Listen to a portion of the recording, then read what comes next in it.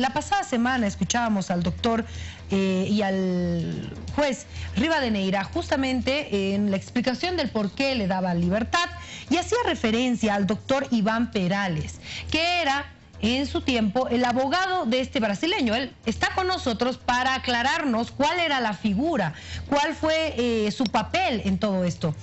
Doctor, buenas noches, juez anticorrupción en este momento, ¿verdad? Buenas noches, bienvenido. Bueno, gracias. A ver, cuéntenos un poquito, por favor, lo que sucedía, lo veíamos nosotros en una postproducción, en unas declaraciones acerca de una denuncia que va a hacer usted de difamación y calumnias contra el doctor Rivadeneira. Sí. ¿Cómo empieza su historia? A ver, cuéntenos un poquito, por favor.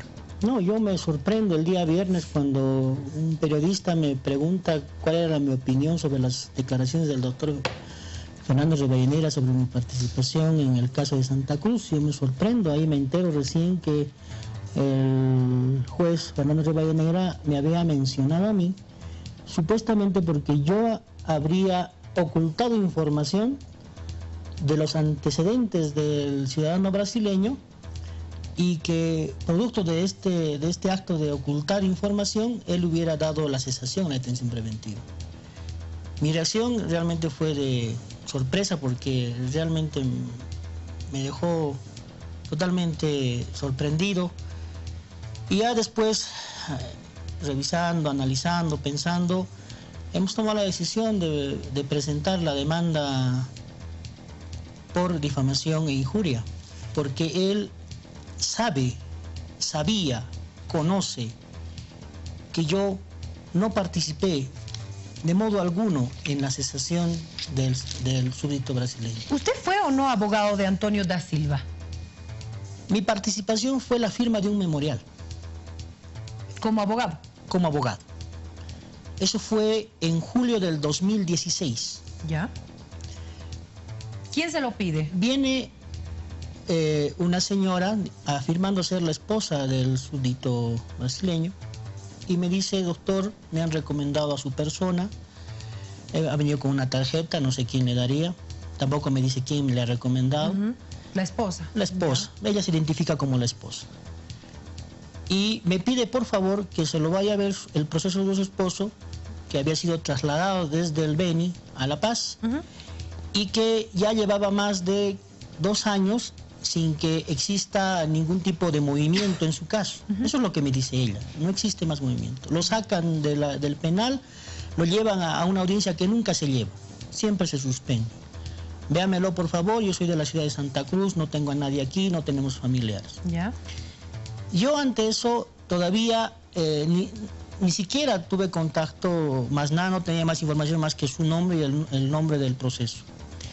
Meses después, casi ya inicios de julio, vuelve la señora Santa Cruz porque solamente me dijo eso y quedó en enviarme un anticipo, pero nunca lo enviaba, o sea, nunca mandaba, o sea, yo lo di por desecho, un caso que no tenía yo.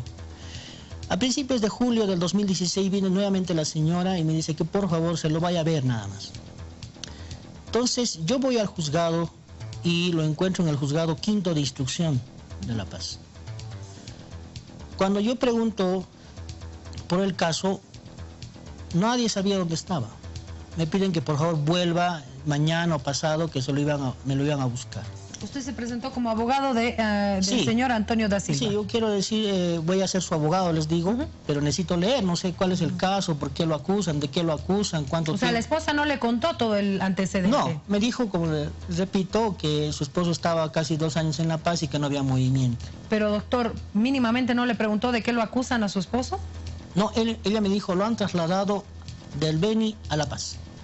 Pero no le preguntó de qué lo acusan, porque mínimo un abogado para defenderle le pregunté, dice, ¿de qué lo están acusando? Para ver si es mi especialidad, digamos, ¿no? No, él me dijo que estaba detenido, estaba privado de libertad en Chonchocoro.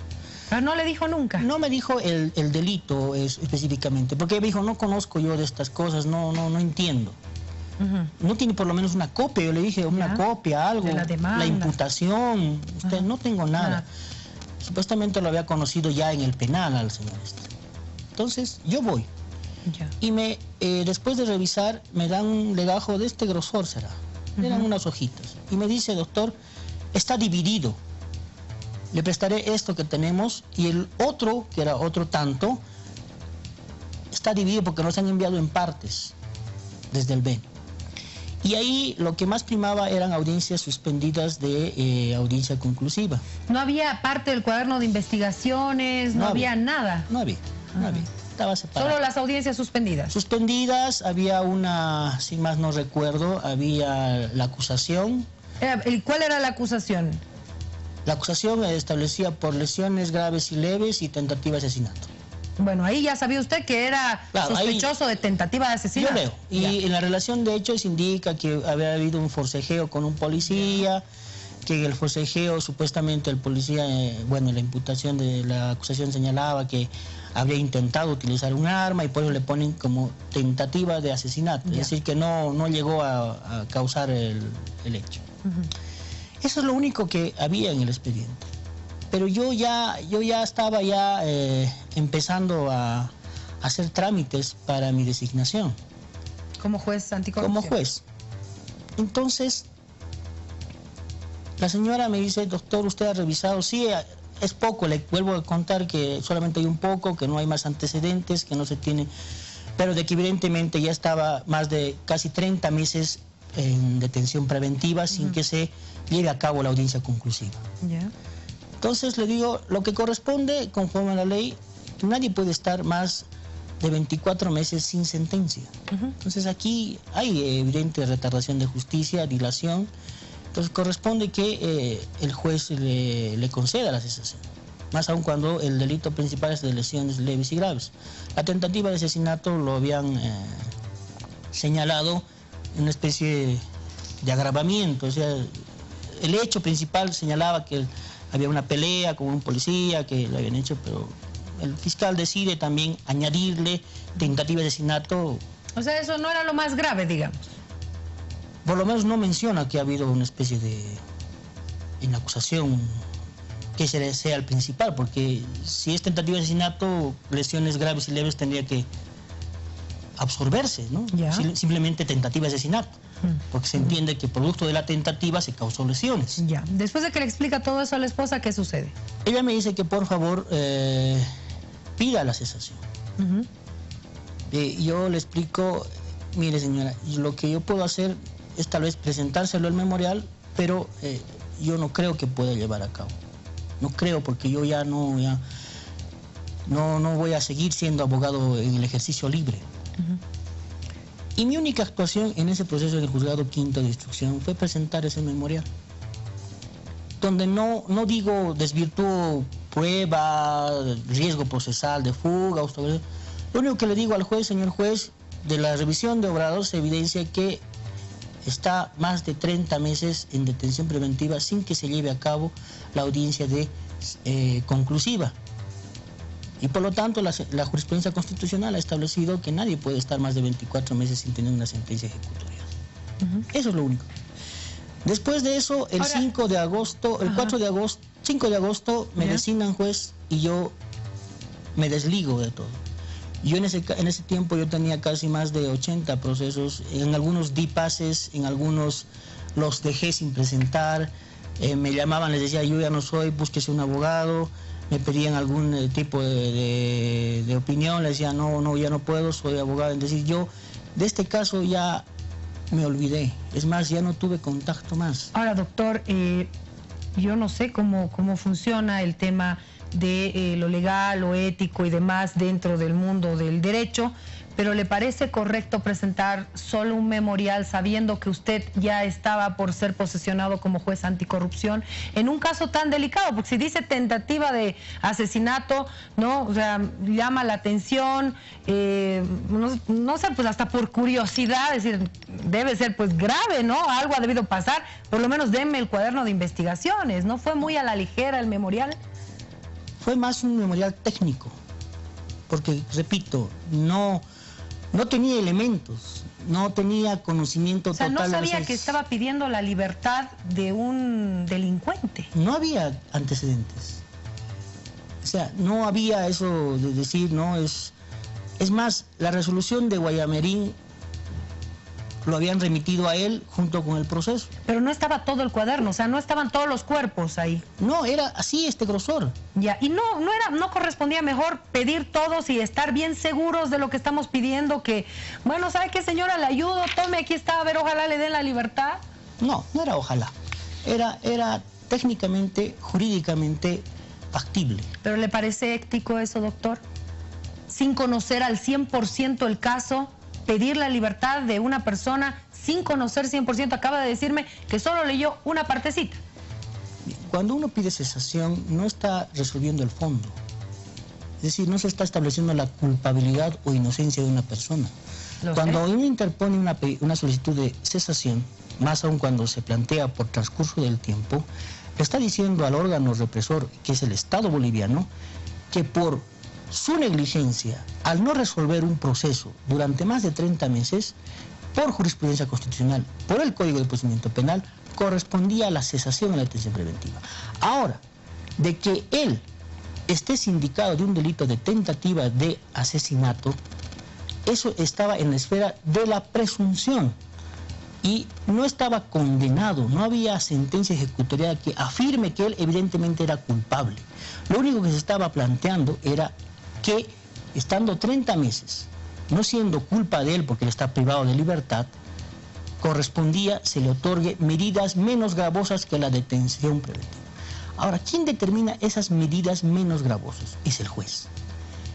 Tiene un bagaje en el artículo 240 del Código de Procedimiento Penal para establecer arraigo, detención domiciliaria con o sin custodio, firmas, garantes, garantía real, es decir, un bagaje de medidas para asegurar la presencia del imputado en el juicio y también para asegurar el cumplimiento de la resolución final. Así que la cesación de detención preventiva no tiene que ver con que si es o no es culpable, si es o no es peligroso. Insisto, doctor, ahí va mi pregunta hacia la ética de un abogado.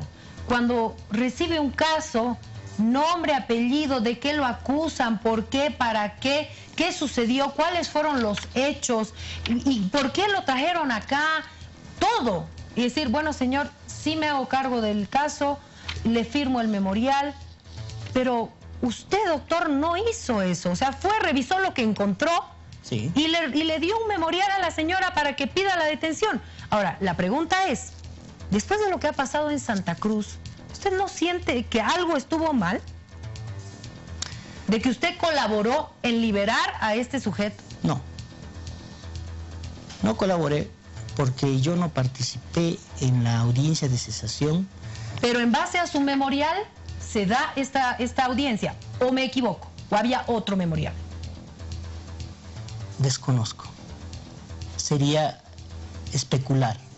Pero el doctor Rivadeneira dice que en base al memorial presentado por el doctor Perales es que se da la ausencia de la cesación de detención preventiva. No es así. Entonces no sabe si han utilizado o no el memorial que usted ha presentado. Le puedo asegurar que no. No es. Eso sí. ¿Por qué? Porque, repito, el memorial no estaba estableciendo enervar riesgos procesales. En ningún momento yo en el memorial le digo, tengo domicilio en tal lugar, tengo trabajo, tengo familia, me he portado bien en el proceso, ya no soy un peligro para la víctima, o ya no tengo antecedentes. En ningún momento yo planteo enervar algún riesgo procesal.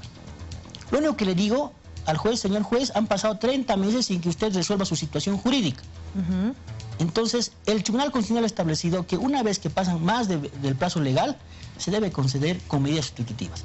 Ahora, en algún lugar dice, se pide la cesación a la detención preventiva y, no sé, se solicita una medida sustitutiva menos grave que la detención, algo así.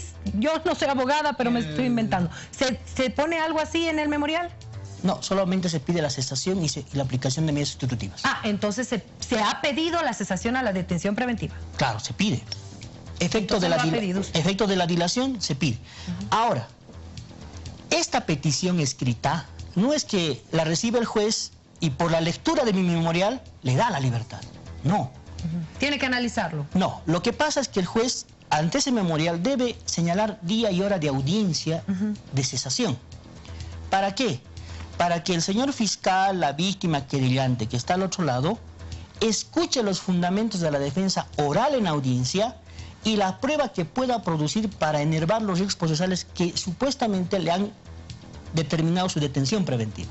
¿A usted lo notificaron en algún momento para que pueda presentarse esta audiencia? No, repito, yo ya no conocí. Es decir, yo ya me desvinculé completamente de este proceso. Lo que ha debido pasar, supongo, no tengo más, es que el juez ha tenido que instalar una audiencia donde se han tenido que mínimamente exponerle fundamentos, el juez revisar los fundamentos, analizar los elementos que tenía consigo y determinar si procedía o no procedía la cesación o la detención preventiva. Es una atribución únicamente del juez. Si rechaza, la parte puede apelar. Si concede, la otra parte también puede apelar.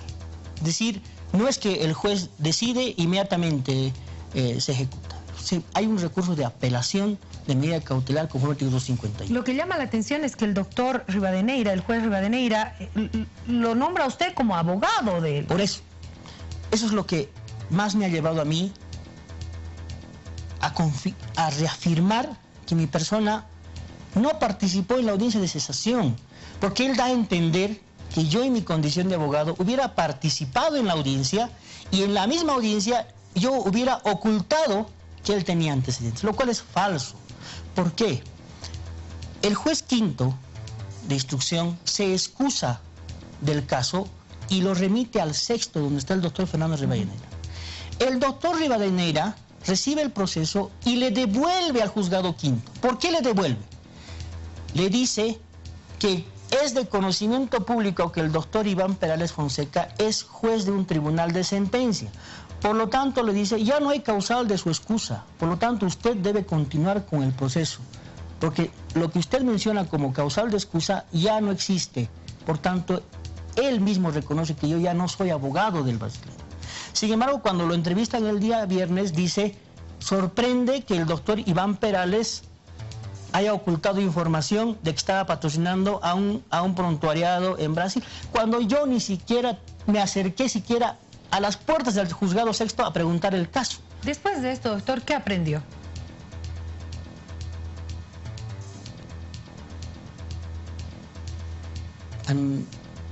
Decepción. Porque yo entiendo como juez ahora que uno tiene muchas cosas, muchas responsabilidades, pero siempre hay que decir la verdad. Y escucharlo a un juez colega, abogado común, utilizar una mentira para tal vez hacer que las cámaras vayan hacia otro lado y no hacia él, sabiendo él perfectamente que yo desde agosto del 2016 era juez, por lo tanto no pude participar en una audiencia. Él le da libertad en octubre del 2016, era imposible que yo participe. Realmente, primero rabia, cólera, después pena, pero esto no puede quedar así. Una mentira de ese tamaño no puede seguir, es mi imagen, es mi rostro quien está ahí. ¿No se arrepiente de haber firmado ese memorial? Priscila, yo le digo, yo realmente comparto tal vez el dolor, tal vez los efectos que han sucedido a raíz de todo eso. Pero si no hubiera sido yo, hubiera sido otro abogado que seguramente lo ha sido.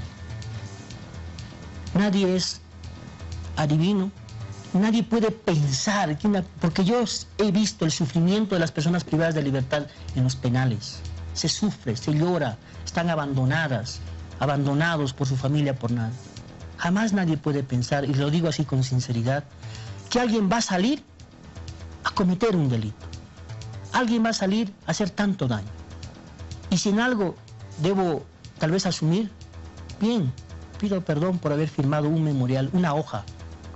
Pero que a mí se me diga que yo he sido el abogado que he ocultado, que yo he sido el abogado que ha estado presente en esa audiencia. Porque cualquier otro abogado, aunque hubiera participado, es el juez quien decide. Y si él creía que no correspondía, él podía negar. Y si, como dicen, él no era competente, con más razón, él debió declinar competencia o devolver el proceso y no estar así. Cosas que seguramente va a explicar también el juez Rivadeneira de los antecedentes que seguramente estaban en el cuaderno de investigaciones porque fue remitido hasta La Paz. Muchas gracias, doctor, por haber estado con nosotros. Muy amable, gracias. Muchas gracias.